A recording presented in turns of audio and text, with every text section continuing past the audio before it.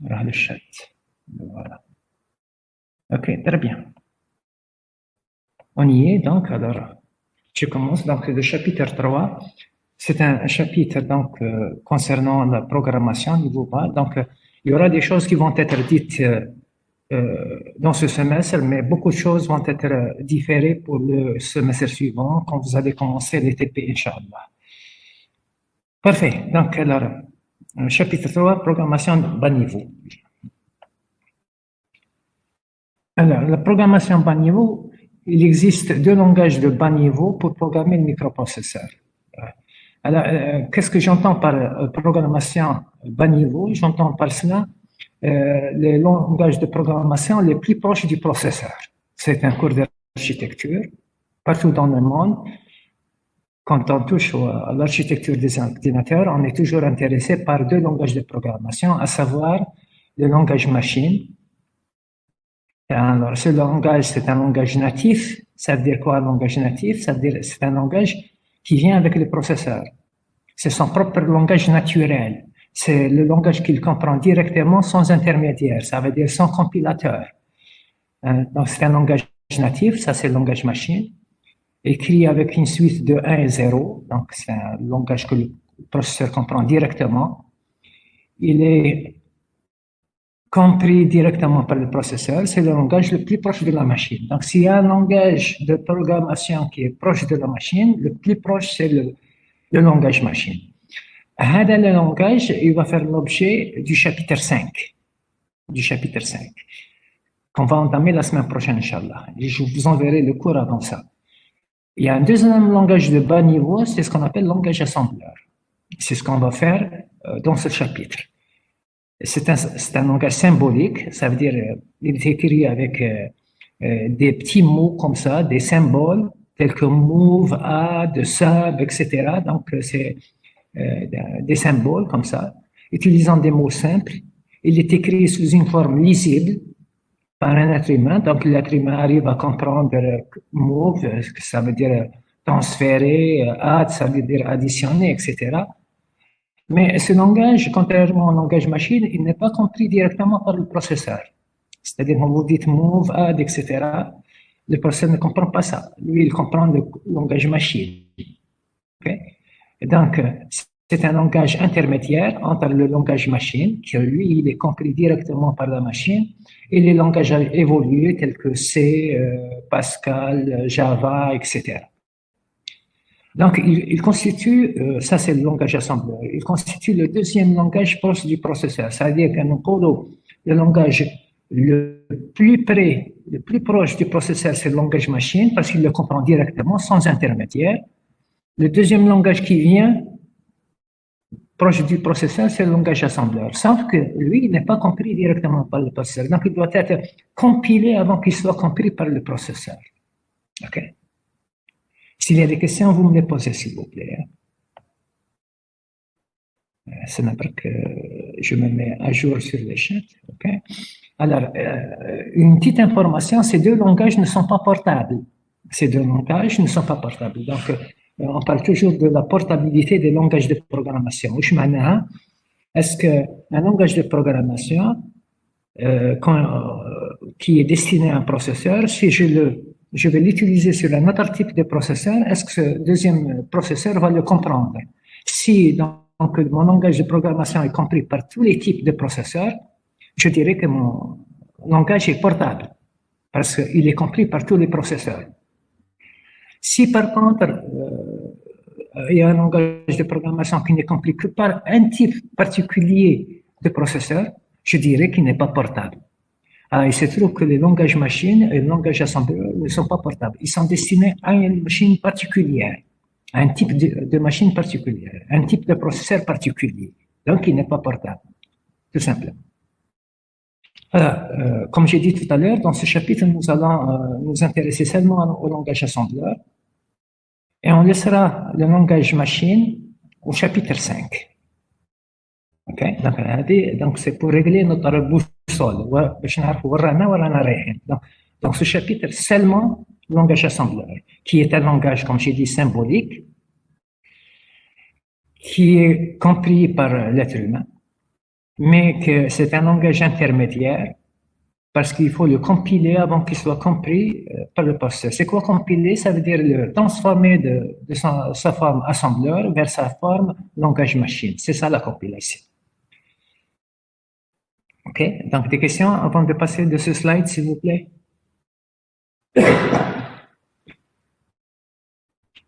OK? Donc, OK, très bien. Merci, Nour Hoten. Il m'a dit non, c'est bon. Alhamdulillah. Alors, j'avance. S'il vous plaît, vous me posez des questions si vous ne comprenez pas. Parce que quand je passe au chapitre 5, j'aurai besoin de notions de ce chapitre pour bien travailler le chapitre 5. Et si vous voulez, je peux même faire des fuites du sujet de l'examen qui va venir. Alors, 80% de l'examen qui viendra sera sur le chapitre 5, parce que c'est un chapitre de synthèse. Parfait, allez, on continue. Donc, je m'intéresse dans ce chapitre seulement au langage assembleur, ok? Alors, je commence, donc, quand j'utilise un langage de programmation, donc finalement, je vais écrire des programmes, je vais écrire des instructions, etc. Donc, je vais commencer le langage assembleur par le format général de l'écriture des instructions, ok? Comment on écrit des instructions en langage assembleur? Ici, si vous voulez, c'est une présentation, mais je vous assure que dans le deuxième semestre, vous allez écrire des pages et des pages de code. Hein. Alors, le format général des instructions en langage machine suivent le format que je donne ici. Donc, ça commence par un label. Je vais expliquer c'est quoi. Mnémonique, c'est quoi? Je vais le dire. Opérande 2, opérande 1 et commentaire. Donc, voilà le format général d'une instruction en assembleur. Alors, maintenant, je rentre dans les détails. Un label, c'est une étiquette. C'est une étiquette. C'est un nom d'identificateur que je peux mettre au niveau d'une instruction. S'il y a un label, il doit être toujours suivi par 2 points comme ça. 2 points. Avant d'entamer le mnémonique. L'intérêt du label, laissez-moi vous donner un exemple très l'intérêt du label. Alors, je donne un exemple. Maintenant, vous avez un programme. Voilà un programme. Les tirés, pour moi, c'est des instructions qui ne m'intéressent pas dans l'explication. D'accord?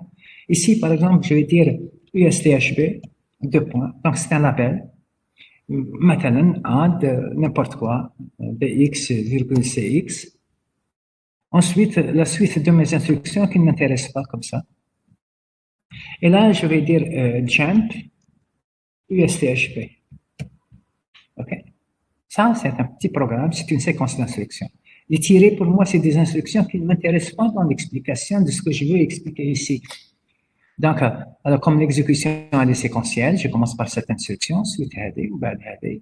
J'arrive ici. Cette instruction, elle me dit quoi? Elle me dit add bxcx. Donc, l'USTHB, comme label, je vais l'expliquer par la suite. Donc, l'instruction, c'est add bxcx. Alors, je continue. Une instruction, j'arrive ici, elle me dit quoi, l'instruction? Jump, c'est, si vous voulez, un branchement inconditionnel. Ça équivaut en pseudocode à dire go to. Hein? Ça veut dire aller à l'instruction qui a le label USTHB. Où est l'instruction qui a le label USTHB? C'est celle-ci, n'est-ce pas? Donc, il va revenir ici. Voilà à quoi peut servir un label. C'est juste pour aider les instructions de branchement à bien donner où est-ce qu'on veut se déplacer. Donc, c'est ça un label. C'est un nom que vous choisissez. C'est un identificateur, donc suivi de 2 points. Ensuite, l'instruction qui vient ici. OK? Alors, oui. Label, généralement, il dit des adresses. Ce label, quand vous passez en langage machine, ça devient une adresse. Mais ici, vous êtes sur l'assembleur, qui est un langage symbolique. OK? C'est un langage symbolique, donc on utilise des symboles et des mots, tout simplement. Mais en langage machine, le label sera traduit en adresse. Voilà. OK? Donc, 2 mots encore sur le label. Si vous n'avez aucune instruction de branchement qui fait référence à une instruction, alors le label peut ne pas être cité parce que mais ça couche. Ok? Donc, un label n'est utile que s'il y a une instruction de branchement qui fait référence à ce label. S'il n'y a pas d'instruction de branchement qui fait référence à un label, donc il sera inutile. Donc, si vous voulez le mettre, vous le mettez. Si vous ne le mettez pas, mouch haram, tout simplement. Mais si vous avez une instruction de branchement qui fait référence à une certaine instruction, cette instruction doit avoir un label. OK? Maintenant, si vous dites non, à chaque instruction, je veux un label, parce que je veux les labels. Donc, il y a une seule condition, que deux instructions différentes doivent avoir deux labels différents, tout simplement. مستحيل qu'il y ait deux instructions dans le programme عندهم le même label. OK? Donc, des labels différents, oui. Donc, alors, le label est gratuit, vous pouvez l'utiliser autant de fois que vous voulez, mais il n'a d'intérêt que s'il y a une instruction de branchement qui fait référence à ce label-là. S'il n'y a pas d'instruction qui fait référence à ce label, il ne sert à rien. J'avance. Après le label, donc mnémonique. Mnémonique, même en anglais, ça s'écrit mnémonique comme ça, mais avec un C. Donc, mnémonique, c'est le nom de l'instruction. C'est le nom d'une instruction. Maintenant, add, le mot add est un mnémonique. Jump est un mnémonique. Incrémenter est un mnémonique. Donc, c'est le nom symbolique de l'instruction en assembleur. Ça, c'est le mnémonique. OK? Ensuite, les arguments, les opérandes que cette instruction va manipuler. Donc là, ça dépend. Le nombre d'opérandes, il peut être 0, il peut être 1, il peut être au maximum 2. Un autre exemple ici. Attendez, je vais ramener la notation.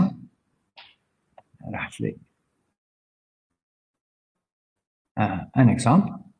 Par exemple, si vous faites CLC, on va voir que c'est une instruction. Si vous dites incrémenter BX est une instruction. Et si vous dites add CX, DX, c'est une autre instruction. Voilà, vous avez trois instructions ici. La première instruction, c'est CLC, donc le mnémonique, c'est CLC. La deuxième instruction, le mnémonique, c'est incrémenté. Et la troisième instruction, le mnémonique, c'est add. OK? Et il se trouve que moi j'ai choisi ces trois instructions parce que la première, n'a pas des arguments. Si vous dites CLC, le processeur a tout compris. Je rappelle que CLC veut dire tout simplement mettre CF à 0. Hein? C'est clear carry flag. Hein? CL c'est pour dire clear, ça veut dire mettre à 0. Et le dernier C c'est pour dire CF. Donc, cette instruction, quand vous dites CLC, le processeur me dit j'ai tout compris de cette instruction. Donc, elle n'a pas d'argument. Donc, il y a un mnémonique qui est CLC, mais il n'y a pas d'argument. OK? Quel parfois où il y a des instructions, par leur nature, quand c'est l'argument, qui m'a dit incrémenter BX. Si vous dites incrémenter un scout, le processeur dit je vais incrémenter quoi? Maintenant, quand on dit incrémenter BX, il dit خلاص فهمت كلش. Donc, une instruction qui m'a incrémenté BX, vous voyez qu'elle a un seul argument. Elle a un seul opérand, mais elle a zouj. Par contre, si vous prenez add, par la nature de l'instruction, si vous dites add, le processeur je vais additionner quoi? Quand on dit add CX ou scout, il va me dire ok, mais je vais additionner CX avec quoi? Quand je lui dis add CX DX, il me dit ça y est, j'ai tout compris, je dois faire l'addition de CX DX. Donc, vous voyez que la troisième instruction demande trois arguments. Deux arguments. OK? Deux opérants. Donc, le nombre d'opérants d'une instruction peut varier entre 0 opérand, 1 opérand, ou bien au maximum 2 opérants. OK? Au maximum 2 opérants. Alors, si j'ai 2 opérants, qui m'a l'exemple de ADCX, DX, à ce moment-là, opérand 1, c'est l'opérand source, ou l'imid bark, et opérand 2, à ce moment-là, c'est l'opérand destination. Ça veut dire c'est celui qui reçoit. OK? Il met bien sûr pour l'opération, mais c'est lui qui reçoit le résultat. Donc, opérand 2, c'est l'argument destination, et l'opérand 1 est l'argument source, tout simplement. Des questions sur ça jusqu'à maintenant? Des questions? Parfait. Bien sûr, maintenant, je peux pas, pour une instruction, rajouter un commentaire pour expliquer un peu qu'est-ce qu'elle fait. Et si je veux rajouter un commentaire pour expliquer un peu que fait cette instruction, le commentaire doit être précédé par un point-virgule. OK? À la fin d'une instruction, si je fais un point-virgule, je peux écrire le commentaire que je veux pour expliquer maintenant cette instruction. Je peux également, dans un programme, voilà un programme, commencer carrément une ligne comme ça, dans un point-virgule, par un commentaire. Ceci est un commentaire. En bas, je fais mes instructions. Voilà. Move AL12H, add AL avec CH, etc. OK? Donc, un commentaire, il peut venir soit à la fin d'une ligne, d'une instruction, soit occuper toute une ligne, parce que quand c'est intéressant d'occuper toute une ligne, par exemple, vous avez un bloc d'instructions qui va suivre, vous pouvez lui donner une petite explication pour ce bloc d'instructions, pas pour une instruction particulière, mais comme si vous dites, le bloc d'instructions suivant va faire telle chose. Donc, ça serait bien de rajouter un commentaire sur toute la ligne. Alors, j'ai donc une question de mademoiselle Mokaran. Monsieur, s'il vous plaît, c'est l'opérant source. Ah, OK. Je fais la dernière instruction, allez. La dernière instruction. Instruction d'addition. Elle a deux opérandes, n'est-ce pas? Opérand 2 qui est AL, opérand 1 qui est CH. Si je fais cette opération, qu'est-ce qu'elle va faire? Elle va faire AL, reçoit AL plus CH. Voilà l'explication de cette instruction, n'est-ce pas? OK. Alors, si vous prenez CH qui est l'opérand 1, c'est l'opérand 1, lui, pour l'instruction, c'est une source. Il sait que donner. Là, cet argument donne sa valeur, c'est tout. Donc, il est source. Par contre, si vous voyez AL, en plus qu'il donne sa valeur, il va recevoir le résultat. Il va recevoir le résultat. Donc, on dira que CH est un argument source, c'est-à-dire qu'il ne donne que sa valeur pour l'opération. Et on dira que l'opérand 2, qui est AL, c'est l'opérand destination. C'est celui qui va recevoir le résultat. Voilà la différence entre destination et source. D'autres questions? S'il vous plaît, monsieur. Oui. كي نديرو انكريمونطاسيون بي اكس لازم بي اكس تكون لا دوني تاعها بليس كو ان اوكتي باش يباسي لا دوزيام ادريس. اصبر. Quand je dis incrémenter BX, قصدها c'est quoi incrémenter BX؟ قصدها لا دوزيام ادريس على دوني. وعلاش تهضر على لادريس؟ هاي تقول incrémenter quoi BX. Où est l'adresse ici?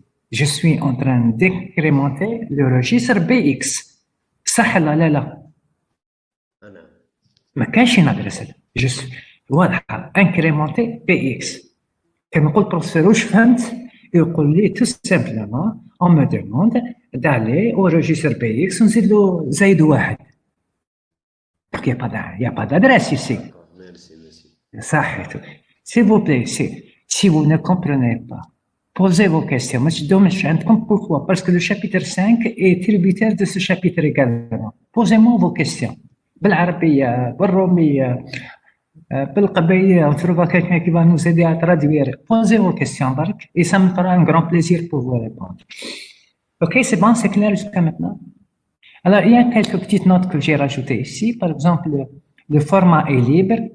C'est quoi? Qu'est-ce que j'entends par le format?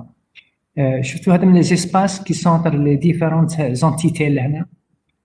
Donc, au minimum, vous mettez un espace, mais au maximum, si c'est pour une bonne présentation, vous pouvez mettre autant d'espace que vous voulez entre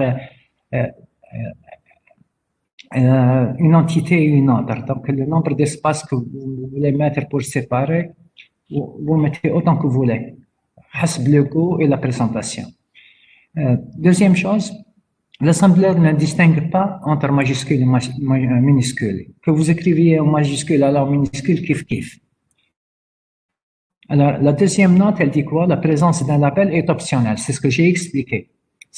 Sauf s'il y a une instruction de branchement qui en fait une référence.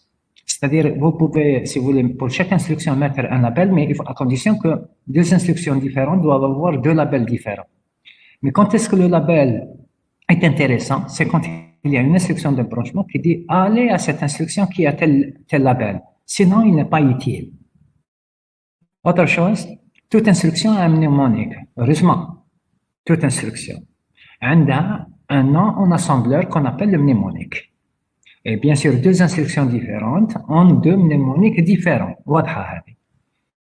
Maintenant, une autre note, la présence des opérandes dépend de l'instruction. La présence des opérandes dépend de l'instruction. C'est ce que j'ai expliqué. Moi, je dis qu'il y a deux opérandes. Il y a des instructions, par leur nature, mais ça ne pas argument. Du tout. Comme je l'ai dit, CLC. Comme il y a des instructions qui demandent un seul argument. Il y a des instructions qui demandent deux arguments. Mais il n'y a pas plus. Donc, soit zéro argument, un argument. Argument opérande, c'est la même chose. Hein? Zéro opérande, un opérande, ou la deux opérandes au maximum. Hein? Donc, jamais tellement une instruction, il y a trois opérandes. Okay? Qu'est-ce qu'il y a également? Si une instruction a deux opérandes, comme on a dit, l'opérande 1 et l'opérande source, qui veut dire tout simplement l'opérande, il ne sait que donner. Comme la maman, elle ne sait que donner. Elle ne reçoit jamais. Et l'opérande 2, c'est l'opérande destination. C'est celui qui reçoit le résultat. Une instruction, il y a deux opérandes. Et à la fin, j'ai dit un commentaire peut être inséré à la fin d'une instruction. Voilà. À la fin d'une instruction. À ce moment-là, il faudrait mettre point virgule. Je ne me autre chose qu'un commentaire. Ou bien sur une ligne vide, comme j'ai expliqué ici, ceci est un commentaire. J'ai voulu commencer une ligne par un commentaire.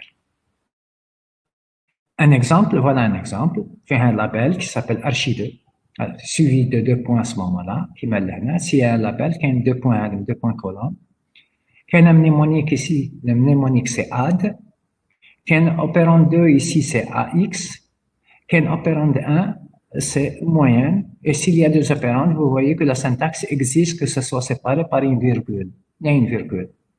Et là, j'ai fait quoi? J'ai rajouté un commentaire. J'ai jugé utile de rajouter un commentaire. Et donc, s'il y a un commentaire, il doit être précédé par point-virgule. Tout simplement. Donc, mon exemple suit très bien le format de l'instruction. Des questions, s'il vous plaît? Ah, c'est Dahmon, tu nous dis quoi ici? Quand on fait l'appel au label, après, il répète toutes les instructions après le label. Oui. Non. Il va répéter toutes les instructions qui viennent après l'instruction qui a le label. D'accord? Oui. Comme si c'est une boucle, on va répéter un certain nombre de fois des instructions, tout simplement. Oui. Vous dites vrai, oui. Ok, ça va.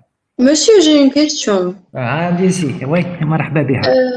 Si on écrit deux fois le label, on l'écrit une fois, puis il y a une suite d'instructions, puis on l'écrit une deuxième fois. Le même label, Manal? Le même label. Puis on fait l'instruction de branchement. اصبري. أولاً j'ai dit هذه حرام. J'ai dit deux instructions différentes ne doivent pas avoir le même label. إذا ما فهمتيهاش خليني je prends un exemple. ناخذ un exemple. Allez, ناخذ un exemple. Pardon. Annotation. Ok. تخيلي on a dit il y a là deux points. Une instruction ici. Une autre instruction, et de nouveau, il y a là deux points, une instruction. Les tirés, c'est des instructions pour moi. Voilà. Et là, je dis jump, yalla. Voilà, c'est ça ta question, n'est-ce pas? Exactement, voilà. Ok, alors, Chofi. Quand il est sur cette instruction, le label, parce que c'est séquentiel, l'exécution comme ça, elle vient d'en haut, elle est séquentielle. Une instruction, ensuite la suivante, etc. Donc, ici, le label n'a pas d'intérêt parce qu'il va exécuter l'instruction, tout simplement. بعد vient ici, شكون دار plus هذا والله ما على بالي منين جا البلوس هذا. Ensuite, une autre instruction. Ok? Ne voyez pas le plus, mais je ne sais pas d'où il est venu. Une autre instruction. بعد la prochaine instruction. Ici, le label n'a pas d'intérêt. Il va l'exécuter. Il exécute la suivante et la suivante. Maintenant, j'arrive à celle-ci. هذه واش راهي تقول؟ تقول له ولي لي يلا. Tu sais qu'est-ce qui va se passer? Le professeur راح يهضر معنا راح يقول لنا هبلتوني. Pourquoi? Parce que quand il va analyser وراه يلا, il trouve qu'il y a deux instructions عندهم يلا. Donc là, il sera perdu, n'est-ce pas? Et il ne saura pas où aller. Donc ceci n'est pas toléré. Donc s'il y a deux instructions différentes, si vous voulez leur donner des labels, il faut que les deux labels soient différents. Maintenant, إذا واحد يقول لك أنا يلا ولا ماش حاكمة، à ce moment, il peut faire yalla 1, yalla 2. Mais il faut que ça soit différent, tout simplement. J'espère que c'est clair. C'est très clair, merci beaucoup, monsieur. C'est moi. Continuez à me poser des questions quand vous ne comprenez pas, s'il vous plaît. Très bien. Donc, alors, on continue maintenant. Voilà le document. On continue. Maintenant, je donne quelques petits détails, quelques petites précisions concernant l'écriture de l'instruction. Alors, خلينا نديرها à travers un exemple خير, parce que je sais que les étudiants comprennent mieux à travers des exemples. مثلا كنقول move خلينا ندير ax virgule 1 0 1 0 1 0 شحال عندي comme ça ونسكت. Donc cette instruction, c'est clair, elle dit quoi? Charger dans AX cette valeur, n'est-ce pas? Cette valeur. OK? OK. Alors la valeur qu'il va charger dans AX, c'est quoi exactement? Vous allez me dire, c'est 10, 10, 10, 11, n'est-ce pas? Bon, là, il peut y avoir confusion. Est-ce que moi, ma valeur que je vais charger dans AX, est-ce qu'elle est en binaire? Est-ce qu'elle est en hexadécimal? Est-ce qu'elle est en décimal? Est-ce qu'elle est en octal? Donc, le processeur a besoin de cette précision, n'est-ce pas? Donc, alors, voyez maintenant. Il faut préciser la base de cette valeur. Donc, si je dis move AX, je reprends 1, 0, 1, 0, 1, 0, 1, 1. Si je dis B, donc j'ai fait quoi? J'ai rajouté le suffixe B, qu'un préfixe qu'un suffixe. J'ai rajouté le suffixe B. Donc, il va me dire quoi? La valeur que je vais charger, elle est en binaire. OK? Si je lui fais ça, move AX 1, 0, 1, 0, 1, 0, 1, 1, H, il va me dire que la valeur, elle est en hexadécimal. Si je lui fais ça, 1, 0, 1, 0, 1, 0, 1, 1, O, ça c'est un O, hein.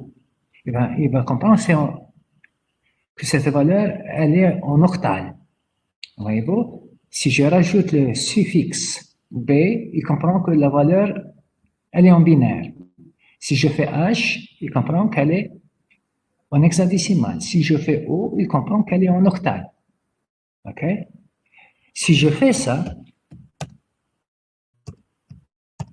1, 0, 1, 0, non, 1, 1, voilà. Et je fais D, il comprend quoi?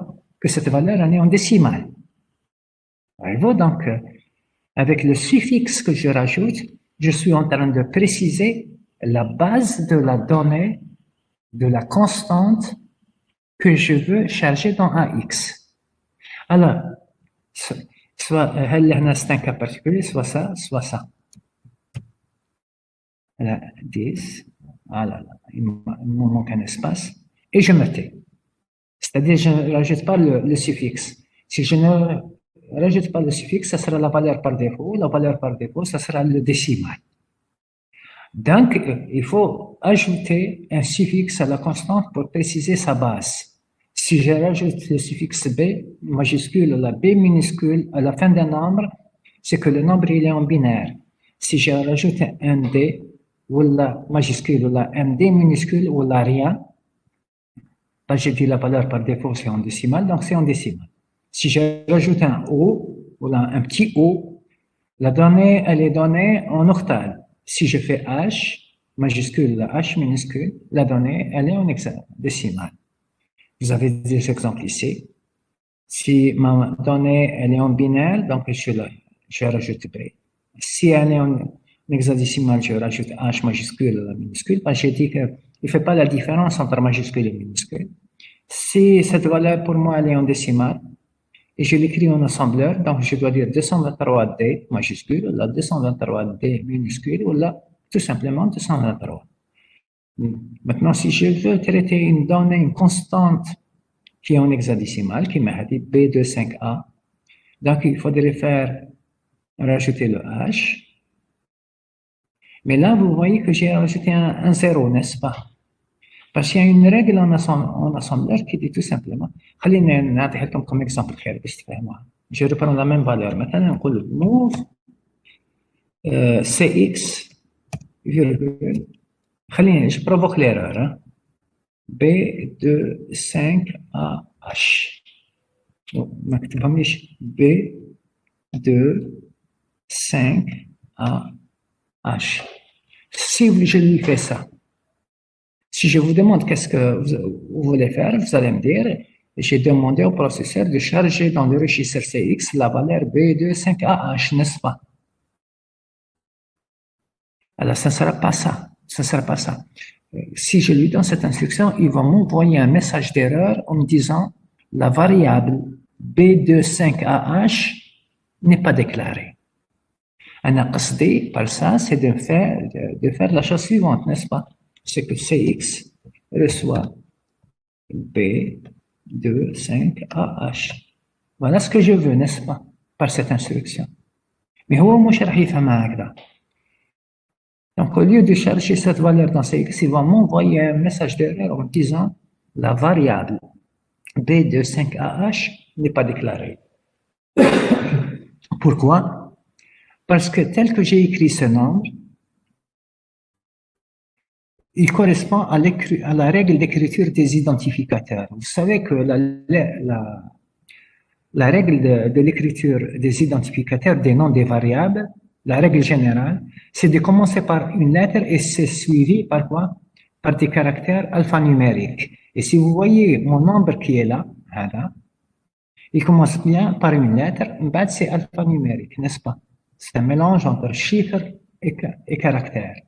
Donc ça reste dans le cadre de la règle d'écriture des identificateurs. C'est pour ça qu'il va considérer cette constante, il va la considérer comme étant une variable.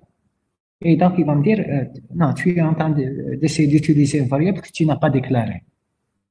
Alors, pour lui dire, non, pour moi, ce n'est pas une variable, c'est la constante B de 5AH. Donc, je dois écrire la chose comme ça. CX, virgule, je rajoute seulement un 0 pour casser la règle d'écriture des identificateurs. En bas, je fais B25AH. Okay. Donc, c'est le 0 qui est là. Tout le monde est d'accord que le 0 qui est là ne rajoute rien à la valeur du nombre.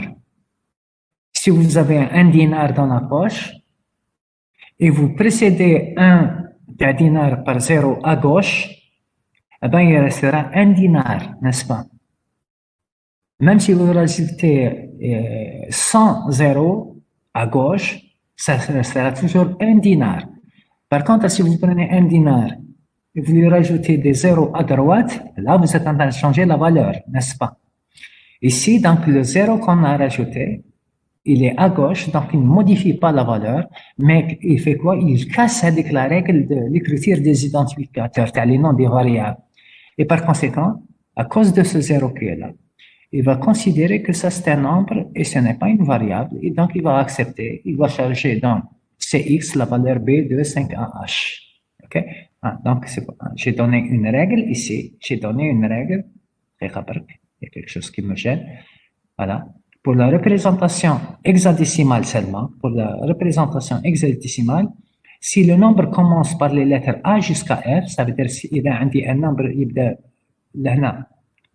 de A jusqu'à F, il faut le précéder par 0 pour enlever l'ambiguïté, c'est-à-dire que le nombre soit interprété comme étant le nom d'une variable, tout simplement.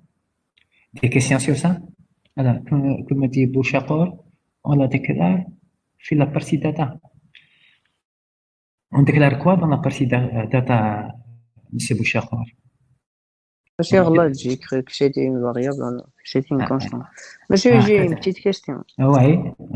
Monsieur, qui nous dit jamais move AX, on va dire que la valeur est 10, 10, 10, 11, exa. Monsieur, على بالنا بلي لا طايتا AX فيه 16 بيت. Ok, il va tronquer. Non, il va prendre les 16 bits de poids faible. Il va tronquer la valeur. Ok? Donc tout ce qui dépasse 16 bits, il va le rejeter. C'est bon? D'accord, يقسمها على زوج. لا, je n'ai pas dit يقسمها على زوج. J'ai dit il va tronquer de telle sorte, il va prendre 16 اللي يقدر يدخلهم dans un X. Et ce qui va venir ensuite du côté gauche, les métruches, il va le rejeter, tout simplement. C'est bon? D'accord, merci, monsieur. Ça. D'autres questions, s'il vous plaît? Est-ce qu'il y a d'autres questions? Rappelez-vous, dans le cours ici, le silence est positif. Ça veut dire quand on dit rien du tout, on ne comprend qu'une seule chose, que nous avons compris. Ok, très bien. Donc alors, maintenant, je reste toujours dans les petites remarques concernant les opérandes. Si vous voulez, خليني نريح toujours avec la constante, parce qu'on est sur la constante. Alors, s'il vous plaît, si j'écris ça, la question est pour vous, hein, c'est pour vous. Si j'écris 12H CL, CL est donc un registre, n'est-ce pas? Selon vous, la question est pour vous. Selon vous, que va être la réaction du processeur? Qu'est-ce qu'il va faire? Oui, exactement. Alors, très bien. Donc, je vois beaucoup de commentaires sur le chat qui disent erreur. Excellent. Pourquoi? Parce qu'ici, je suis sur deux opérandes, n'est-ce pas? Alors, CL, c'est l'argument source. Comme on a dit, il ne reçoit pas. Et 12H, c'est l'argument destination, c'est l'opérand destination qui reçoit. Ça veut dire que إذا مشات, c'est que le contenu de CL va être écrit dans 12H. C'est ça? Mais vous, depuis l'année dernière, dans le cours Algo, on vous a toujours dit qu'une constante, on ne peut pas la modifier, n'est-ce pas? On peut modifier une variable, pas une constante. Et 12H est une constante. Et donc, ça sera impossible parce que le contenu CL ne peut pas venir s'écrire dans une constante. Parce qu'une constante, elle ne change pas sa valeur. Elle a 12H, elle a 12H. Donc, une telle instruction, elle n'est pas possible. Hein? Ça, c'était juste dans le passage. Bien, alors je continue toujours sur des remarques concernant les opérandes. Laissez-moi un peu parler de la représentation des chaînes de caractères. Alors, une chaîne de caractères, si je veux la traiter, il faut qu'elle soit entre guillemets, comme ça, entre côtes, tout simplement. Okay? Donc, on va voir que dans l'assemblage, je peux avoir une chaîne de caractères comme ça. Et donc, s'il y a une chaîne pour dire que c'est une chaîne de caractères, il faut la mettre entre guillemets, tout simplement. Alors ici, on va comme une petite réflexion. Et وإذا كانت عندي la chaîne de caractères comme ça. Alors.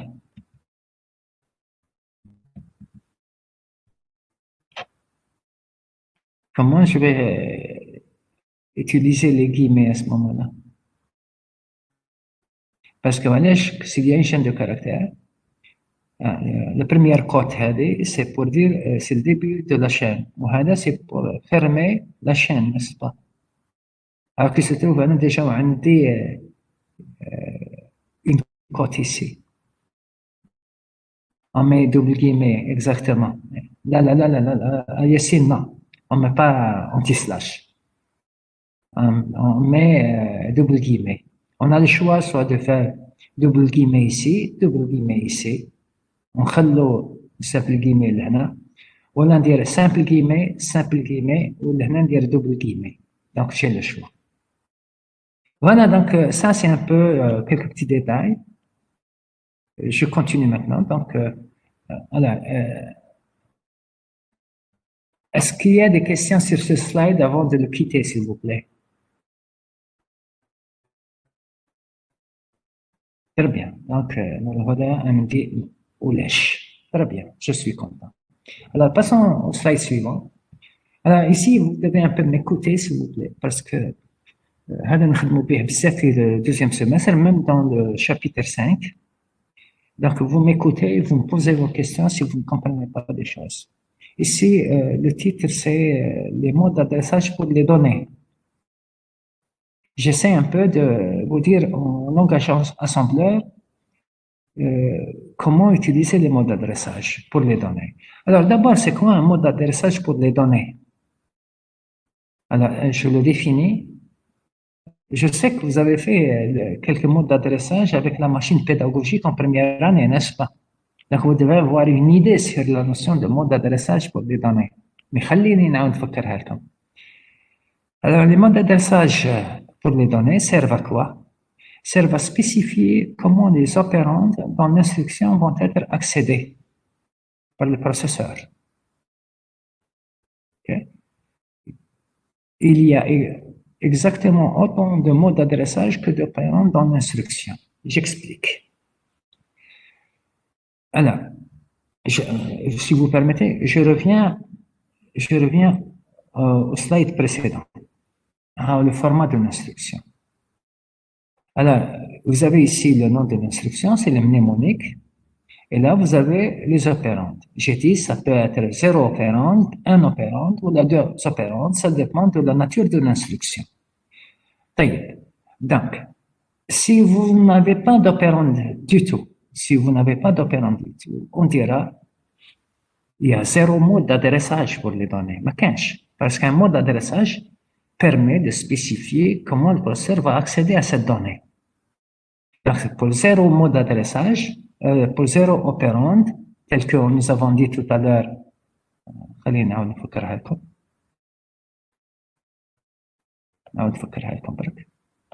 tel que l'instruction CLD. Je connais l'instruction déjà, non? Vous vous rappelez de cette instruction? Nous l'avons vu dans le traitement des chaînes de caractères. Cette instruction fait DF égale à 0. Et si DF, on le force à 0, très bien, c'est ça. Mustafa, c'est exact. Si on force DF égale à 0, ça veut dire comme si on dit au processeur, si je te donne une chaîne de caractères, tu dois la traiter de son début vers sa fin. OK? Donc, l'instruction CLD, vous voyez, 0 argument, n'est-ce pas? 0 opérant. Si je dis au processeur CLD, il dit, j'ai tout compris, mais c'est les wallo. Donc, comme c'est 0 opérande, ça veut dire 0 mot d'adressage, ما كانش. Si je prends هذه l'instruction, comme on a fait, خلينا نبدلوا شوية, نعيشوا شوية, allez, décrémenter CX مثلا. Cette instruction, elle dit quoi? Elle dit, je donne l'ordre au processeur, روح ل CX, وش تلقى فيه؟ نقص له 1. C'est ça? Il n'y a pas d'étranger parmi vous, parce que je suis de temps en temps en train de parler en arabe. Mais qu'est-ce des étrangers parmi vous? OK, donc alors, cette instruction donne l'ordre au processeur de décrémenter CX. Il y a combien d'arguments, s'il vous plaît? 1. OK, c'est CX. Il y a un seul argument. un seul opérand. Donc, il va y avoir un seul mode d'adressage. Qui va dire quoi? Si je dis dec, qui veut dire décrémenter, je décrémente quoi? Où on roule pour décrémenter? C'est ça ce qu'il va me dire, n'est-ce pas? Où on roule pour décrémenter? Quand je lui dis CX, je viens de lui préciser que c'est le registre CX. Donc, c'est un mode d'adressage. J'aurais pu faire ça. Décrémenter USTHB. Ou USTHB, ça suppose qu'elle est déjà déclarée comme étant une variable. Donc, si je lui dis décrémenter ici, il va me dire, je décrémente quoi? On peut la case mémoire que j'ai déjà déclarée, qui s'appelle USTHB. Va la décrémenter. Décrémente son contenu. Il va me dire, j'ai compris. OK? Et donc, là également, c'est un mode d'adressage. Voyez-vous, le premier mode d'adressage, c'est un mode d'adressage registre, n'est-ce pas? Deuxième, c'est quelque chose comme mémoire. La mémoire et décrémente la case mémoire USTHB. Donc, je suis devant deux modes d'adressage différents. C'est bon? Si je lui fais ça maintenant, on change un peu pour enrichir un peu. Maintenant, dx, virgule, 1, 2, 3, 4, h. Cette l'instruction, SAP, c'est soustraire. Ça veut dire, c'est faire une soustraction entre quoi et quoi? Entre dx et cette valeur, n'est-ce pas? Cette constante qui est en hexadécimal. Donc là, il va y avoir deux modes d'adressage. وين يلقى هذا l'argument, وين يلقى هذا l'argument. Ici, je suis en train d'utiliser un mode d'adressage que je vais appeler tout à l'heure immédiat, ça veut dire une constante. Et là, c'est un autre mode d'adressage qui est un mode d'adressage registre. Ici, il va y avoir deux modes d'adressage, parce qu'il y a deux arguments, n'est-ce pas? Donc, il y a autant d'arguments, autant d'opérandes que quoi? Que d'instructions, il va y avoir autant de modes d'adressage que d'arguments, que d'opérandes. C'est ce que je veux dire ici. La notation. Je passe au slide suivant. Ok, donc j'espère que tout le monde a compris. C'est quoi un mode d'adressage pour les données? C'est la spécification, comment le processeur accède aux arguments, aux opérandes d'une instruction. Il y a autant de modes d'adressage que d'opérandes. S'il y a zéro opérande, il y a zéro mode d'adressage. S'il y a un opérande dans l'instruction, il y a un seul mode d'adressage. S'il y en a deux opérandes, il y a deux modes d'adressage. On a tout à l'heure, le nombre d'opérandes dans une instruction varie selon la nature de l'instruction, entre zéro opérande jusqu'à deux opérandes au maximum. ما تلقاوش une instruction عندها trois opérandes. Parfait. Donc, on continue. Il y a exactement 8 modes d'adressage pour les données. C'est-à-dire, on dit 8 modes d'adressage pour dire au processeur où est-ce qu'il trouve la donnée qu'on veut traiter dans l'instruction. Il y a 8 modes d'adressage. نبداو واحد بواحد. Alors, il y a un mode d'adressage qui s'appelle le mode d'adressage implicite. كاين un mode d'adressage parmi les 8 اسمه le mode d'adressage implicite. Alors, le mode d'adressage implicite, c'est quand il n'y a pas, quand l'instruction n'a pas d'opérande du tout. Donc, ça veut dire que le mode d'adressage implicite, pas d'argument, pas d'opérande. Donc, il y a zéro mode d'adressage. Alors, c'est implicite. Des exemples là, cela, مثلا CLD. Vous voyez, il n'y a pas d'opérande, et donc il y a zéro mode d'adressage. Si, voilà une autre, STC. STC, c'est le contraire, c'est quoi STC? Quelqu'un peut me dire dans le chat, s'il vous plaît? Carry flag égale à 1. Carry flag, voilà, tout simplement. C'est forcer le CF à 1. C'est forcer le CF à 1. Excellent, excellent. Je suis content de votre réponse. Alhamdoulilah. Et donc, tout le monde est d'accord avec moi. Ces deux instructions, elles sont en mode d'adressage implicite. Il n'y a pas d'opérande. Donc, il y a un autre mode d'adressage qui s'appelle le mode d'adressage immédiat. Alors, s'il vous plaît, quand vous entendez le mode d'adressage immédiat, il comme il dit directement que cet argument, c'est une constante. OK? Quand vous entendez le mode d'adressage immédiat, ça veut dire que l'argument, c'est une constante. Tout simplement. OK? Alors, le format, ici je donne la syntaxe, hein, comment écrire l'argument. C'est une expression constante. Donc ça peut être ça peut être une constante simple, comme ça peut être une expression constante. Je donne des exemples. Je vous fais des exemples ici. Maintenant, move à L, cette valeur. Bon, maintenant, on a compris le suffixe B. Ça veut dire que cette donnée, elle est en binaire, n'est-ce pas? Et donc, هذا l'argument qui est en rouge, il est en mode d'adressage immédiat, c'est une constante. وش معناها؟ le mode d'adressage immédiat, comme si je dis au professeur, pour cet argument, ما تكسرش راسك. ما تروح ni dans un registre, ni dans la mémoire. Cet argument est cité dans l'instruction. Vous voyez que l'argument, il est cité par sa valeur dans l'instruction. Donc, le professeur, parce que la valeur de cet argument, de cet opérande, il le trouve dans l'instruction elle-même. C'est pour ça qu'on dit immédiat. Immédiatement dans l'instruction. Par contre, si vous prenez l'argument, il n'est pas en immédiat. C'est registre. لازم يروح الregistre. Une deuxième instruction, un deuxième exemple, move BL F entre crochets. Ceci veut dire quoi? Que le code ASCII de F majuscule doit être chargé dans BL. OK? Et donc, le F il va être remplacé par quoi? Par son code ASCII. C'est le code ASCII du F majuscule qui va être chargé dans BL. Vous vous rappelez notre premier cours, le dernier à l'SMS, j'ai parlé de la table ASCII partielle. Donc, si votre mémoire est bonne, dites-moi s'il vous plaît, qu'est-ce qui va aller dans BL? Allez. 70. أنا شوف احنا الخبز تاعنا في ارشي سي l'hexadécimal ولا le binaire. هذا هو الخبز تاعنا. Donc, donnez-moi la valeur en hexadécimal ولا en binaire كما تحبوا. Alors, chrono. طولتوا.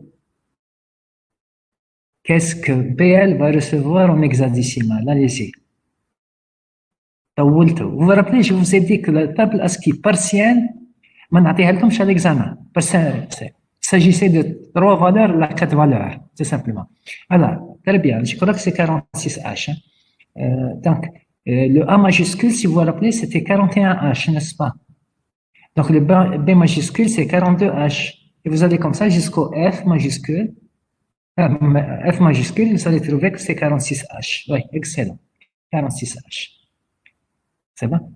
Là, je profite de l'occasion pour vous dire que quand je dis 41, 42, 43H, etc., quand j'arrive à 49, c'est un appel. Ben, ma couche 50H, on colle 49H. Je l'ai dit déjà. C'est juste une déclaration à al-mu'minin. OK, alors on continue. Donc, voyez-vous, je peux prendre un caractère, une chaîne de caractères, et je l'attribue à un registre, maintenant. Alors, un autre exemple immédiat, les arguments en mode immédiat, ils me diront rouge. CH 2 fois 3, donc là, je suis devant une expression constante. Ce n'est pas une constante, mais c'est une expression constante. Ça veut dire quoi? Quand je donne une telle instruction, le compilateur va évaluer cette expression constante. Il va dire 2 fois 3, c'est égal à combien? C'est égal à 6. Donc, c'est le 6 qui va aller dans CH. Donc, le 6 c'est une constante. Donc, c'est un mode d'adressage immédiat. L'argument est donné par le mode d'adressage immédiat. Donc, pour le mode d'adressage immédiat, ça veut dire que l'argument qui est en mode d'adressage immédiat est donné comme étant une constante. Donc, il est cité directement par sa valeur dans l'instruction. Le processeur ne casse pas ça. Mais ni dans un registre pour trouver la valeur de l'argument, ni à la mémoire, mais dans l'instruction, il est cité par sa valeur.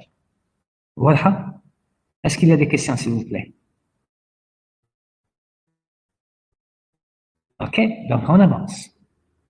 Je peux avoir maintenant, juste je reste dans immédiat, on s'est mis d'accord tout à l'heure pour immédiat, on s'est mis d'accord que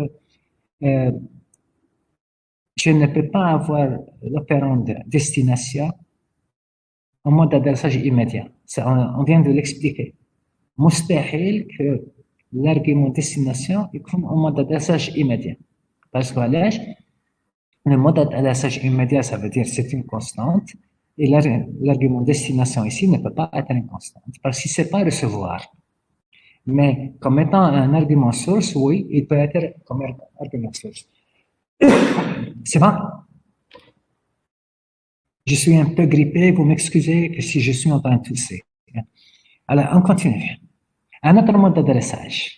Le mode d'adressage registre. Le mode d'adressage registre. Que veut dire le mode d'adressage registre? Ça veut dire tout simplement que mon argument qui est cité dans l'instruction est donné dans un registre. Ça veut dire que le processeur laisse dans un registre pour trouver cet argument. C'est bon? Alors, quels sont les registres que je peux utiliser? Ils sont tous là. Tous les registres, sauf IP, PSW et certains cas particuliers, comme discutera par la suite. Taqriban tous les registres. On peut les citer. Des exemples à cela. Voilà. Incrémenter BX. Donc, BX est donné en mode de DSH immédiat. Incrémenter quoi? On est en train de dire au processeur, donne un registre. Ce registre s'appelle BX et tu vas l'incrémenter. Une autre instruction, voilà, soustraction de quoi? CX et SI. Là, les deux arguments sont en mode d'adressage registre, n'est-ce pas? هذا هو registre وهذا registre. Ça veut dire pour faire cette soustraction, لازم يروح l'opérand هذا وين يلقاه؟ Il va le trouver dans le registre SI. وهذا il va le trouver dans le registre CX. بعد il va faire l'opération de soustraction dans l'UAL. Et à la fin, il va ranger le résultat dans l'argument destination qui s'appelle CX. Donc, c'est un mode d'adressage registre. سهل. Principe سهل.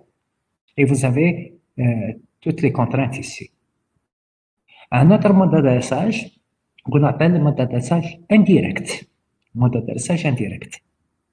Alors, هاي la syntaxe تاعو. Voilà comment ça s'écrit. Il faut écrire ce registre.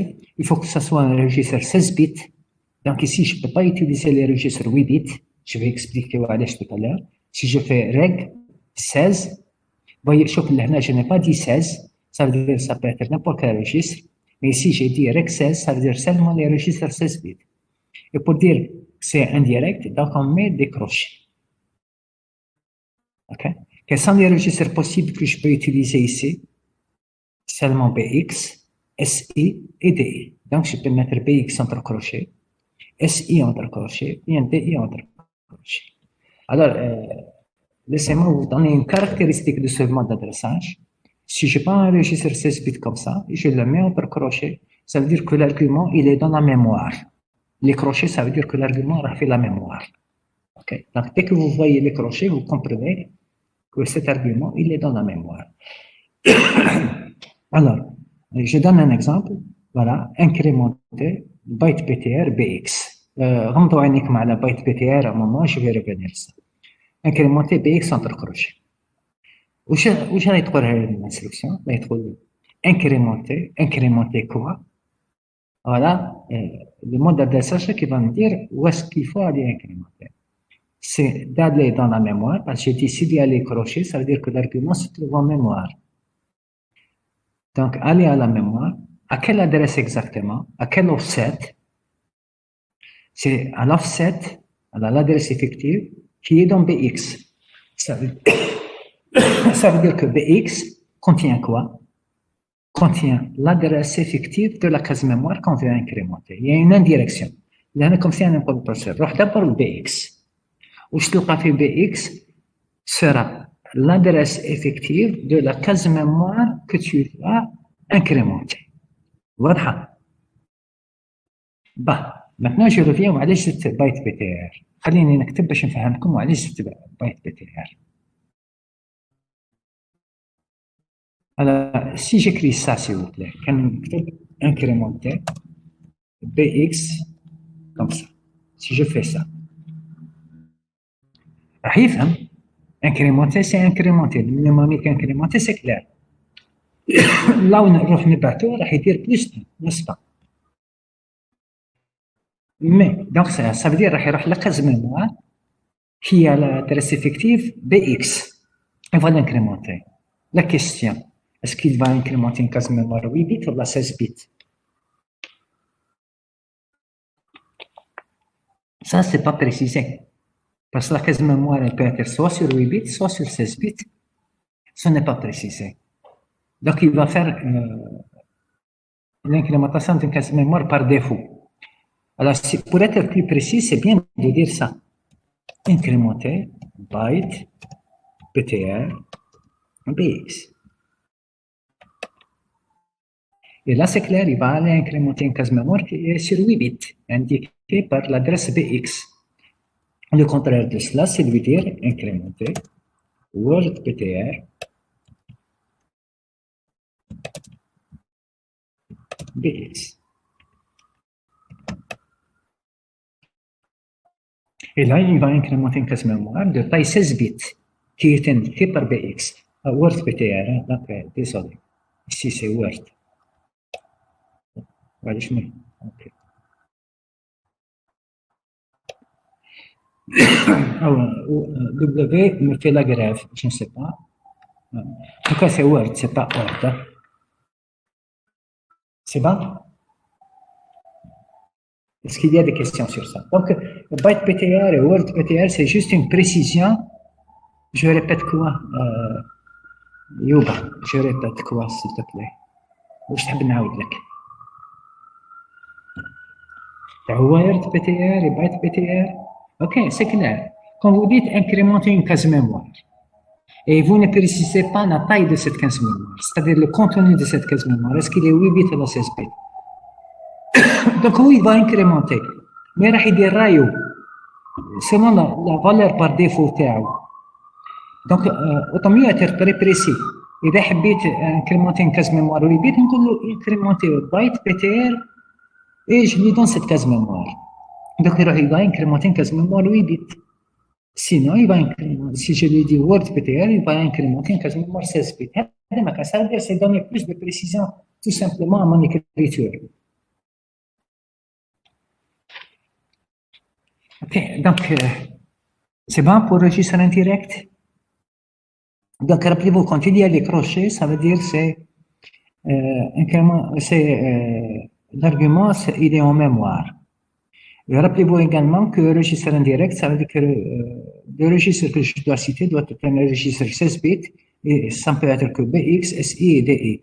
Vous allez me dire, Cheikh, on doit apprendre tout ça. Non, vous n'allez rien apprendre parce que vous allez avoir des documents sur ça qui seront autorisés à l'examen. Un chef dans les cours archi, ما نحبش mes étudiants, la veille de l'examen, يحفظوا. Les documents, vous les aurez, Inch'Allah. Et vous allez les utiliser. Documents qui seront autorisés à l'examen. حاجة الوحيدة, au lieu de vous dire روح تحفظ, نقول لك روح تفهم. Et à l'examen, on ne vous cachera pas les documents qu'on juge utiles que vous devez utiliser. Ils seront devant vous, mais لازم تعرفوا كيفاش تستعملوهم. كما نعرفوا إن شاء الله dans la vie professionnelle. Dans la vie professionnelle, on ne vous cachera pas les documents de travail. نعطيكم les documents de travail, mais vous devez savoir les utiliser. Et d'ailleurs, si vous ne savez pas les utiliser, الناس تضحك تقولها هو عنده كلش وما يعرفش يخدم. Donc, dans le cours archi, vous n'apprenez pas. ما نحبش اللي يجي يحفظ. Mais تفهم, oui. Donc, tout cela, vous les aurez, Inch'Allah. Donc, tout ce que je vous demande, c'est de comprendre. Le reste, ما فيهاش مشكل. Alors, un autre mode d'adressage, il s'appelle base indexée. Il s'appelle base indexée. Alors, c'est quoi ce mode d'adressage?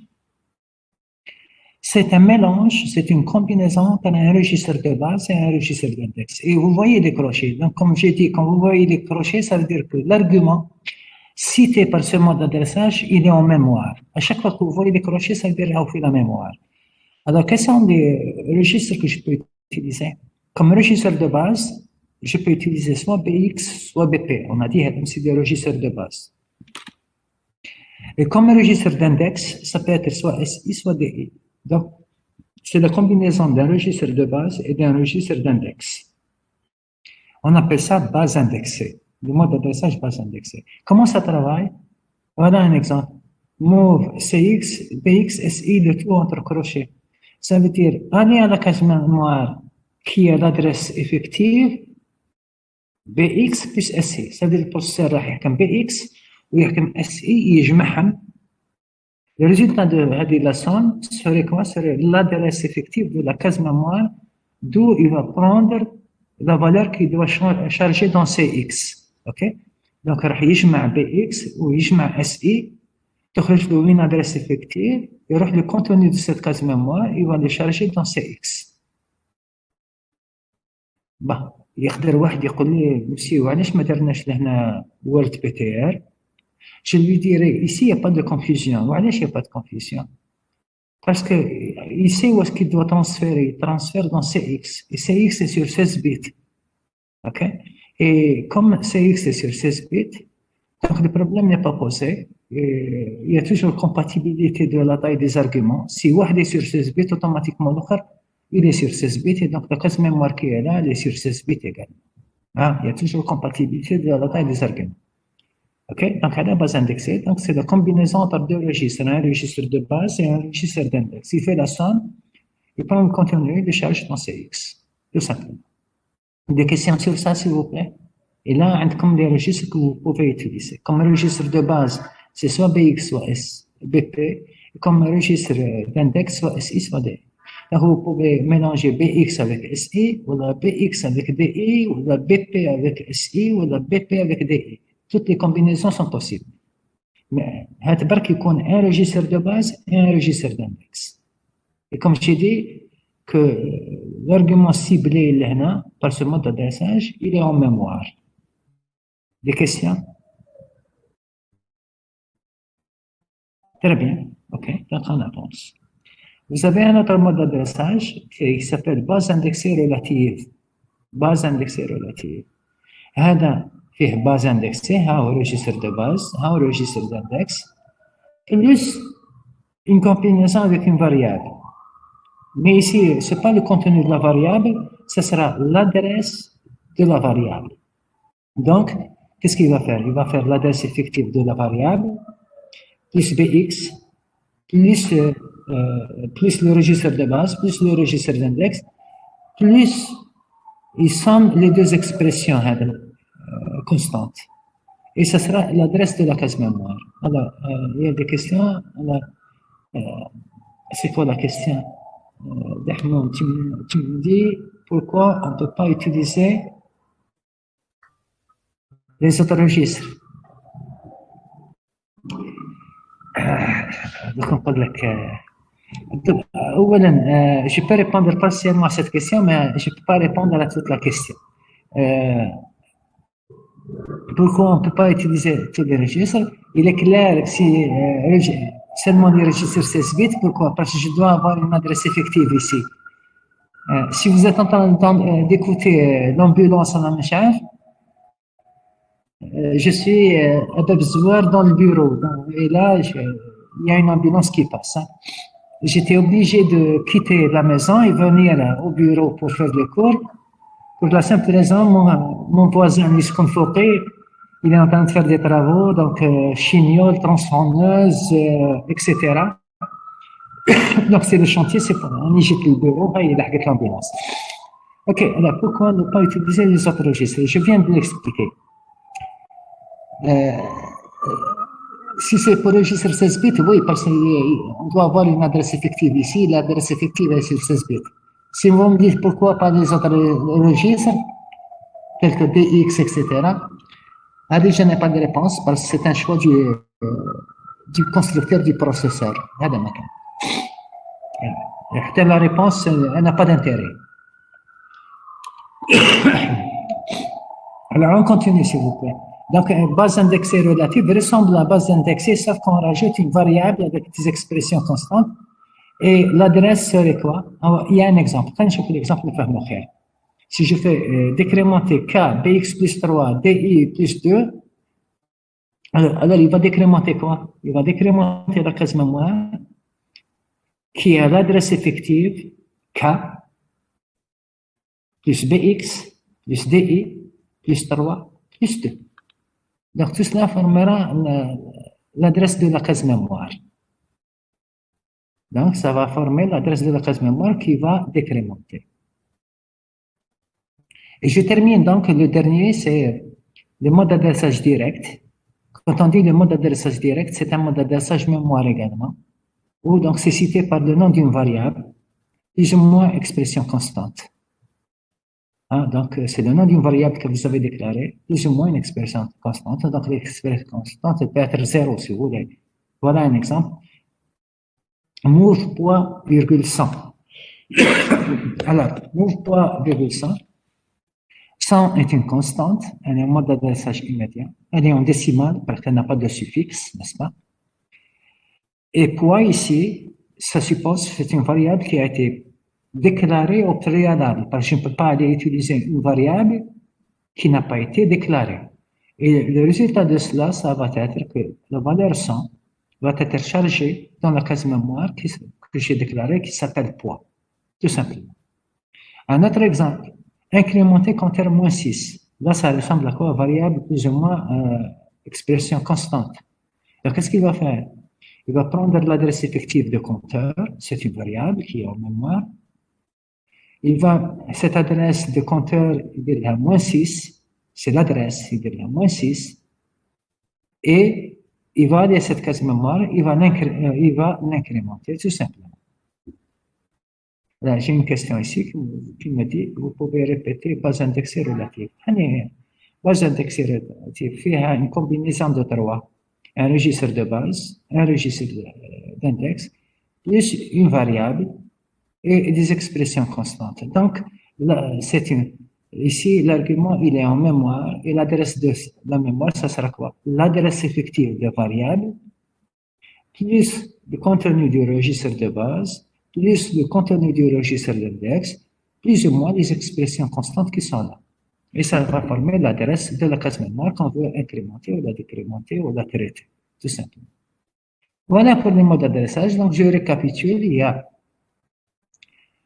y a 8 mots d'adressage. Nous les avons passés en revue et au fur et à mesure qu'on va avancer, donc, on aura l'occasion de travailler avec. OK? Alors, je passe au slide suivant. Alors, laisse-moi les annotations pour pouvoir passer. Ça paraît difficile, ça n'est pas difficile. Hein, ça n'est pas difficile. Ça paraît. OK. Laissez-moi parler un peu des classes des instructions. Je vais un peu classer les instructions à l'assembleur. Vous connaissez certaines, add, incrémenter, décrémenter, d'autres, jump, etc. Brièvement. Mais on va les classer. Donc, il y a beaucoup d'instructions dans l'assembleur. Il y a beaucoup d'instructions. Et ces instructions appartiennent à une de 6 classes. Donc, il y a en tout 6 classes d'instructions. Il y a 6 classes d'instructions. Okay. 6 classes d'instructions. S'il vous plaît. OK. Madame, Monsieur Titara, éteignez votre micro, s'il vous plaît. Vous êtes en train de tousser. Alors, il y a 6 classes d'instructions. OK? Alors, la première classe, c'est la classe qu'on appelle les instructions de transfert. Inch'Allah, comme tu fais. L'assembleur a beaucoup d'instructions qu'on peut écrire dans un programme. Et je peux classer ces instructions en 6 classes. La première classe, c'est ce qu'on appelle les instructions de transfert. Les instructions de transfert. Où les instructions? Elles ne font pas de calcul dans l'URL. Le wahid, c'est de faire quoi? De prendre quelque chose et de le déplacer vers un autre endroit. OK? Les instructions de transfert.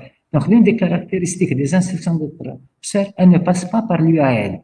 Parce qu'il n'y a pas de traitement, il n'y a pas de calcul. Leur but, c'est juste de déplacer des choses d'un endroit à un autre. On les appelle les instructions de transfert. Eh bien, nous sahlin, n'est-ce pas? Mais laissez-moi vous dire que si vous prenez un programme, quel que soit le programme et quel que soit le langage de programmation, 90% des instructions des programmes qui existent, 90% des instructions des programmes qui existent appartiennent à la classe instruction de transfert. Ça veut dire que dans les programmes que les gens écrivent, 90% des instructions, ce sont des instructions de transfert. OK? Et une autre caractéristique que les instructions de transfert ne touchent pas au flag, ne touchent pas au bit d'état. Ça veut dire que les instructions de transfert, telles qu'elles trouvent le PSW, telles qu'elles le laissent après leur exécution. Des exemples à cela, l'instruction move, maintenant, l'instruction LEA, qui veut dire load effective address. On les discutera par la suite. Quelle instruction maintenant? Exchange, quelle instruction in, quelle instruction out que vous avez fait en TD avec Madame Cititra et qui concernait les entrées-sorties. Si vous voulez, je peux vous donner une petite idée de la chose. Une petite idée, mais je ne vais pas trop m'attarder sur ça. Maintenant, si vous faites move px USTHB, en supposant que USTHB est une case mémoire qui a été déclarée avant, parce qu'on ne peut pas toucher à une variable qui n'a pas été déclarée au préalable. OK? Alors, que fait cette instruction, s'il vous plaît? C'est une instruction de transfert, donc elle appartient à la première classe qui est là. Vous êtes d'accord avec moi? Donc, si je suppose qu'il y a une case mémoire USTHB, si je suppose qu'il y a une case mémoire USTHB, maintenant, il y a 1, 2, 3, 4, H.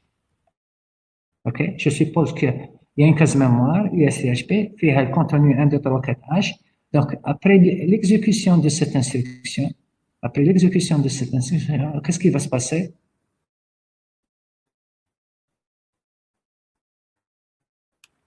C'est que Bx, donc, vous allez voir ça. Bx va recevoir quoi? Va recevoir 1, 2, 3, 4, H. L'effet de cette instruction, n'est-ce pas? C'est bon?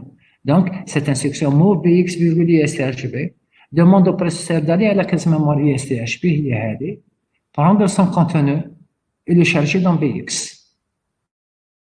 C'est là, n'est-ce pas? Bon, laissez-moi maintenant prendre une autre instruction.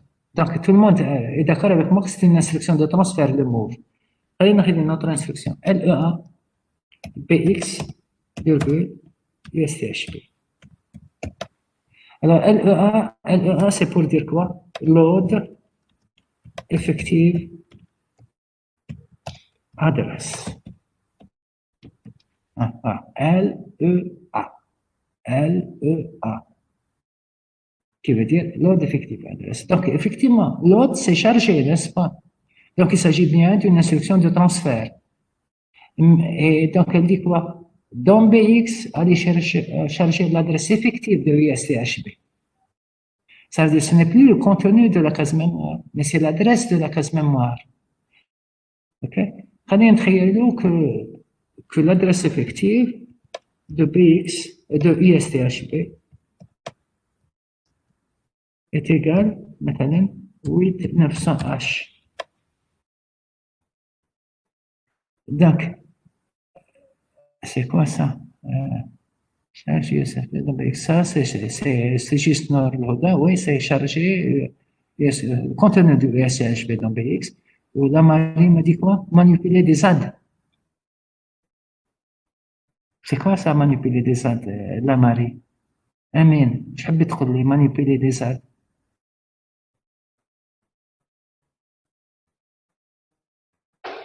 Enfin, en attendant plus de précision.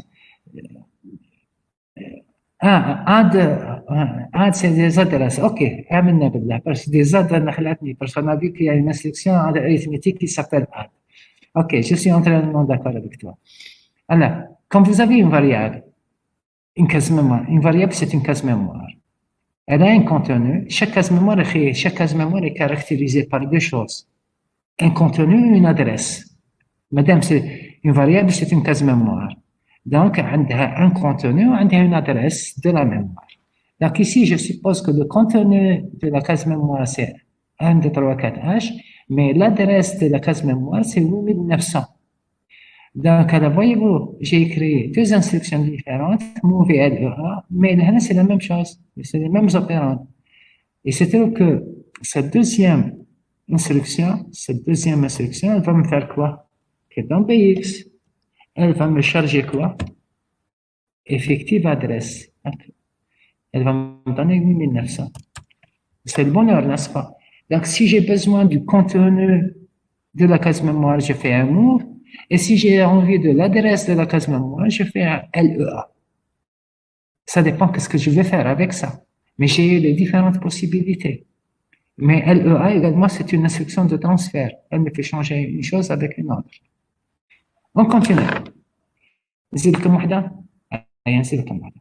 أنا نزيدو exchange. Parce qu'on ne l'a jamais vu. Allez. Qui appartient à la classe instruction de droit. Ça, c'est pour dire en anglais exchange.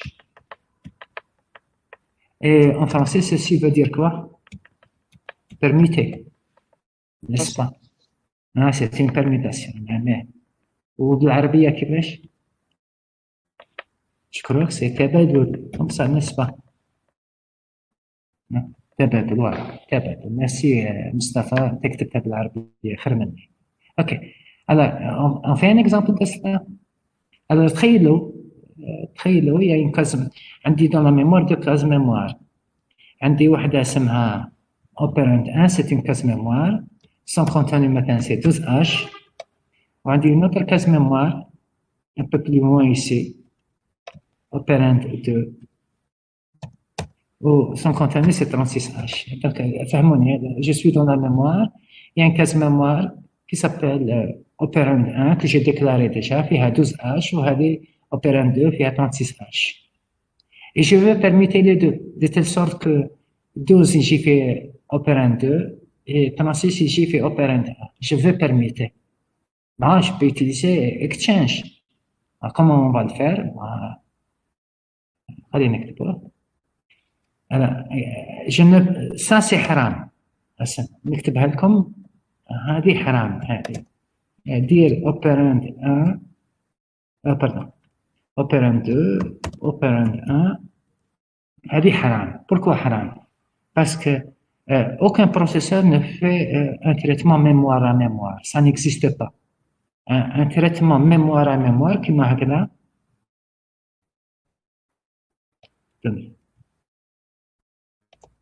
mémoire avec mémoire, ceci veut dire quoi? Ça veut dire je permute entre deux cases mémoire. هذه حرام. Les processeurs n'aiment pas la mémoire. Tous les processeurs يكرهوا la mémoire. وعلاش يكرهوها؟ parce que la mémoire ثقيلة. ثقيلة, c'est-à-dire elle est lente. Donc avec déjà un argument mémoire, le processeur يقول لك والله راح تعطيني la mémoire parce qu'elle est lente dans son temps d'accès. كي نقول لها اعطيني معلومة تقعد بزاف باش تعطيها لي.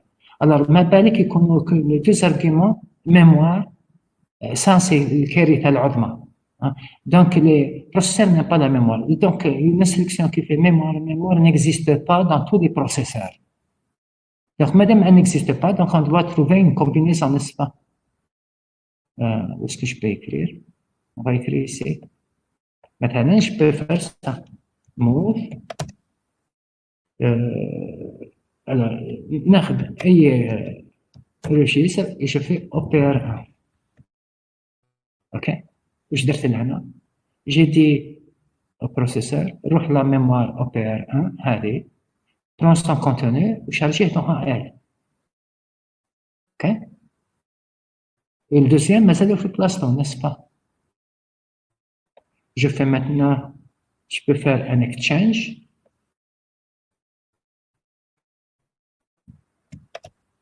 Maintenant OPR2 AL. Qu'est-ce qui va se passer ici? Qu'est-ce qui va se passer? C'est que تفكروا operand 1 بعثوا ل AL. Donc le 12 راح يجي dans operand 2. و operand 2 اللي فيها 36 va aller où? Dans AL. Donc il me suffit de dire quoi maintenant? Move opr1 AL. Et la permutation va se faire en faisant ces trois instructions. Est-ce qu'il y a des questions sur ça? Voyez-vous, on ose un peu programmer, mais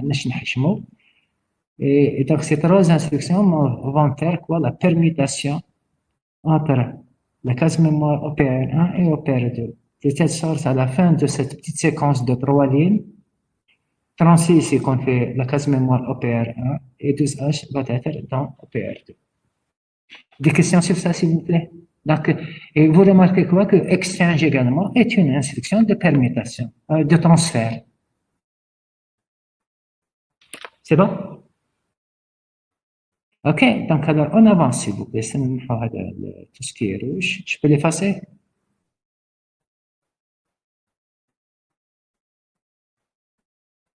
Ok, passer. Ah, parfait. Alors, شوف وقتكم هو وقتكم. درنا une sélection de transfert, on a dernier des liaisons, on s'arrête là et on continue, Inch'Allah, la prochaine fois, le reste. Donc, rappelez-vous, s'il vous plaît, que samedi, jeudi prochain, on fera cours ensemble, bihouillah. Ok? Je reste encore un petit quart d'heure, 10 minutes pour répondre aux questions des gens qui veulent rester. Ceux qui veulent partir, c'est bon, donc je ne rajoute rien du tout, sauf je réponds aux questions. Ok, alors, 11. On aura dans OPR2 12. أنا نسيت واش كان في OPR. Oui, 12 يروح OPR2 et 36 يروح OPR1. Oui, oui, oui, tu as raison, tu as raison. Est-ce qu'il y a d'autres questions, s'il vous plaît? Merci de le chat pour voir. J'ai une autre question. Monsieur, est-ce que la file d'instruction peut contenir une instruction à 4 octets dans un processeur 81? Elle peut contenir même jusqu'à 6 octets, Mohamed. C'est Yassine. Ilyes, oui, jusqu'à 6 octets. Parce qu'on a la taille de la file d'instruction, c'est 6 bytes. Alors, une autre question de Mustafa. On peut nommer un label par un nom d'instruction. Haram. Haram de nommer une instruction par le nom d'une instruction. Pourquoi? Parce que le nom d'une instruction, c'est un mot réservé. Et vous avez appris dans le cours Algo qu'on ne peut pas utiliser les mots réservés comme étant des noms de variables. Ah. D'autres questions?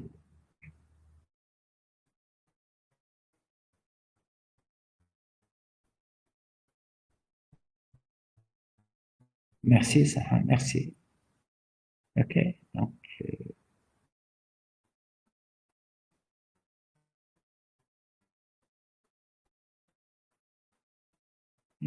Alors, Yassine, mais il existe plusieurs instructions. Comment on sait si un nom est déjà réservé? Vous avez ce qu'on appelle le jeu d'instructions. Et déjà, parce que je vous ai distribué toutes les feuilles des instructions, donc vous pouvez connaître est-ce qu'un nom est réservé ou pas.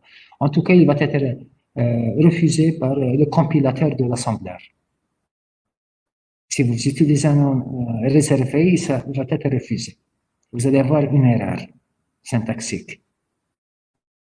Alors, la Marie, si on veut manipuler des données dans une table de données, il faut charger toutes les données dans un registre. Là, tu ne peux pas.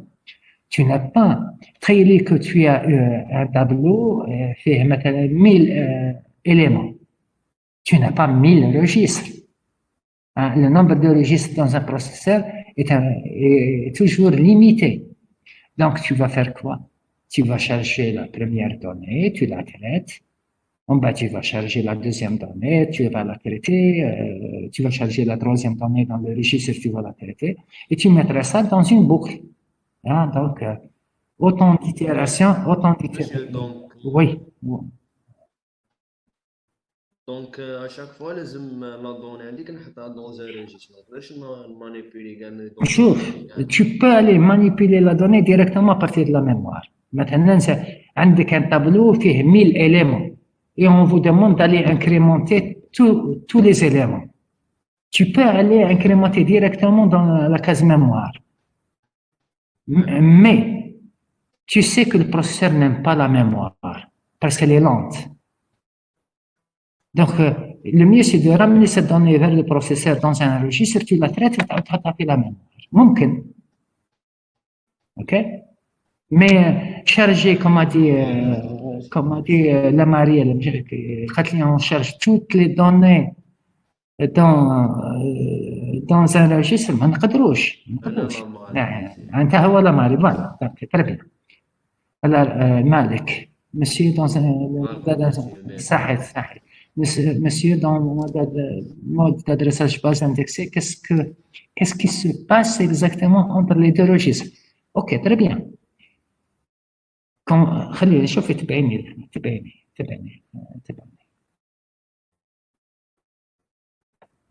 Quand je dis ça, maintenant, mode, نعطيو un exemple concret. مثلا 1 2 3 4 H move DE 1 ولا 1 H كيف ونقول move voilà BX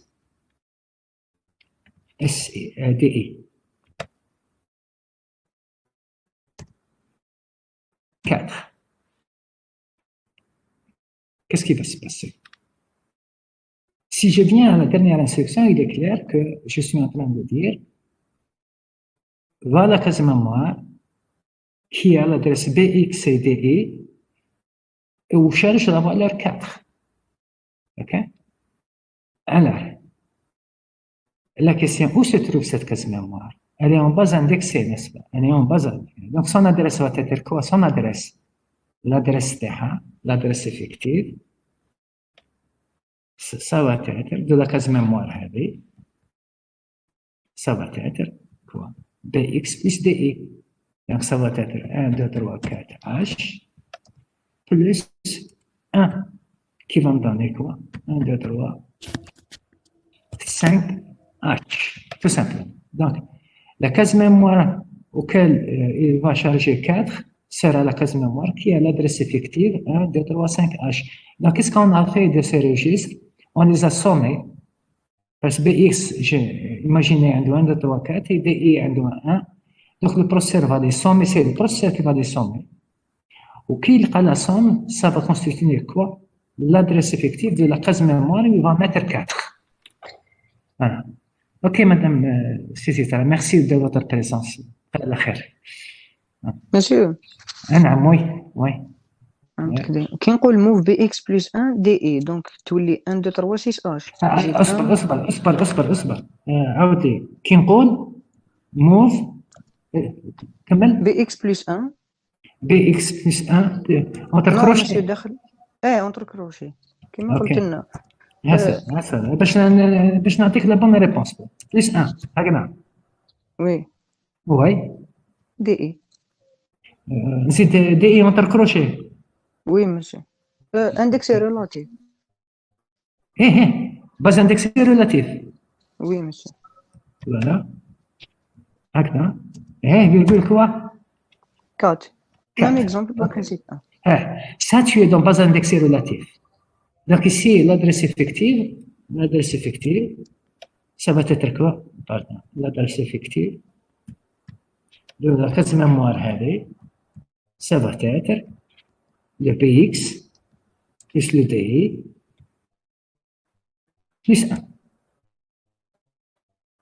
هذا الكود vont former l'adresse effective de la case mémoire et on va écrire 4. Et on appelle ça, tu as raison, base indexée relative. C'est bon? Merci, monsieur. C'est bon. C'est bon, صحيت. Alors, كاين une question هنا تعمل هذا Yassine.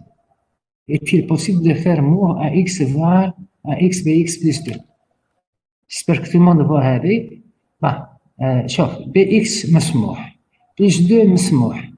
Mais AX revient au tableau que j'ai donné. Est-ce qu'on peut utiliser AX? On ne peut pas utiliser AX. C'est donné dans le tableau.